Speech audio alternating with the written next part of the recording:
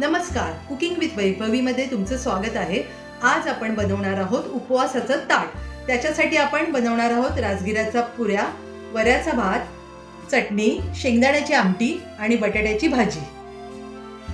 चला तर मग आपण शेंगदाण्याची आमटी करण्यासाठी शेंगदाणे भाजून सोलून त्याची पूड करून घेऊया. शेंगदाणे छान बारीक वाटून घेतले आणि वाटण करण्यासाठी खोबरं,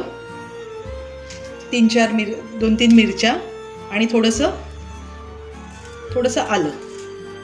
आता आपण हे पाणी घालून वाटून घेऊया. थोडं तेल घालूया. तेल तापलं की आपण आता त्याच्यात थोडं जिरं घालूया. तडलं की आणि हे जे आपण वाटण बनवलंय ना मगाशी ते घालूया.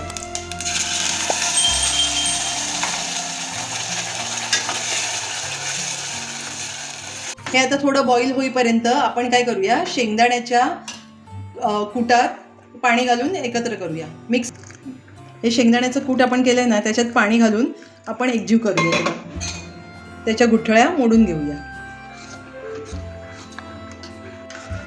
हे बघा, शेंगदाण्याचं कूट आता चांगलं मिक्स झालंय. आता आपण हे आमटीत घालूया.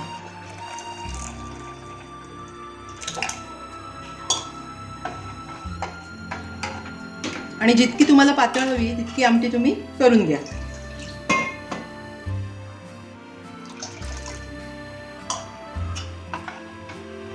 चवीनुसार मीठ घाला.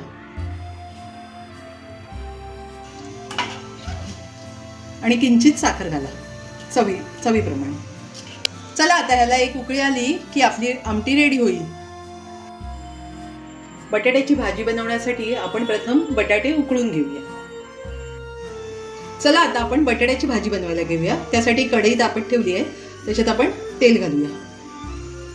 तापलं की आपण त्याच्यात जिरं घालूया. जिरं फुटलं की कढीपत्ता तडतडला की मिरच्यांचे तुकडे घालूया. मिरचीचे तुकडे चांगले परतून घेऊया. मिरचीचे तुकडे परतले की आपण त्याच्यात मीठ घालूया.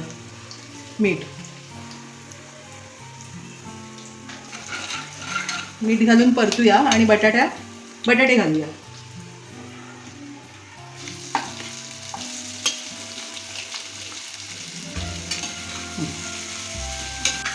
बटाटे थोडे परतून एक वाफ काढून घेऊया आणि मग त्याच्यावर खोबरं घालूया. हे बघा, आपली भाजी थोडी वाफून झाली आहे. आता आपण त्याच्यावर खोबरं घालूया.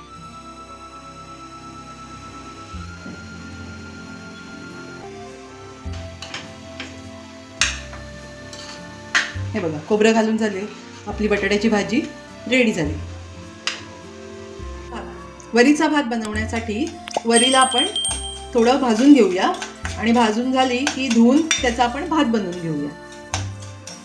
हे बघा, वरीला आपण आता छान भाजून घेतलंय. छान लाल झाली आहे. आता आपण काय करूया, ह्याच्यात पाणी घालून ह्याला धुवूया आणि मग ह्याचा भात बनवून घेऊया. वरी भाजून घेतली आणि भात बनवला तर भात चिकट होत नाही, चांगला मोकळा होतो. म्हणून जरा वरीला आपण भाजून घ्यायचं असतं. हे बघा, भात आता आपण शिजायला ठेवलाय आणि भात थोडा शिजला की मग बारीक गॅसवर झाकण मारून त्याला जरा एक वाफ काढून घेऊया. हा बघा, आपला भात रेडी झाला. चला आपण राजगिऱ्याच्या पुऱ्या करून घेऊया. त्याच्यासाठी राजगिऱ्याचं पीठ मी चाळून घेतलंय. त्याच्यात चवीनुसार मीठ घाला. थोडा किसलेला गूळ घाला आणि पाणी घालून पीठ मळून घ्या. पाणी थोडंच घाला, जास्त घालू नका.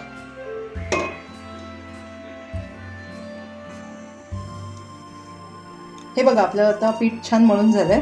आता आपण ह्याला 10 मिनिटं रेस्ट करायला ठेवूया. त्याच्यानंतर पुऱ्या करून घेऊया. चला आपण राजगिऱ्याच्या पुऱ्या करून घेऊया. राजगिऱ्याच्या पुऱ्या लाटता येत नाही, त्यामुळे आपण काय करूया, प्लास्टिकच्या पिशवीला थोडं तेल लावून त्याच्यावर आपण हे एक गोळा ठेवून थोडं थापून घेऊया. हाताला आपण तेल लावूया आणि मग थापूया छोट्या पुऱ्या आणि तळून घेऊया.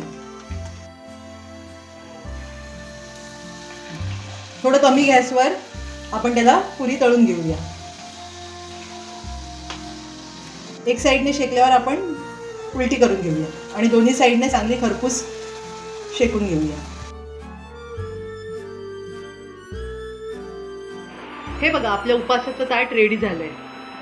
हे मी उपासाचे गुलाबजाम बनवलेले रताळ्याचे.